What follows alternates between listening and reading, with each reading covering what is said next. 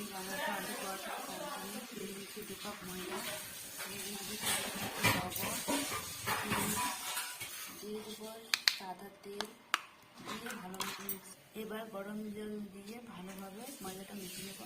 এবার আলুর পুরটা বানিয়ে নেবো।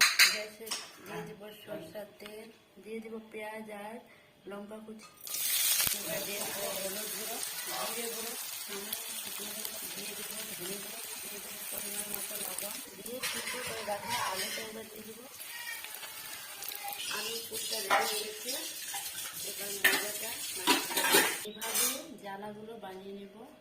এবার পুর ঢুকিয়ে দেবো। আলুর পুরটা ঢুকিয়ে দিচ্ছি। এবার মুখটা বন্ধ করে দিয়ে বেলে নেব। এবার ভালোভাবে বেলে দেবো। বেলে কমপ্লিট হয়ে গেছে। এবার সেঁকে নেব। এবার তাওয়া বসিয়ে দেবো। এবার রুটিটা দুপাশে সেঁকে নেব।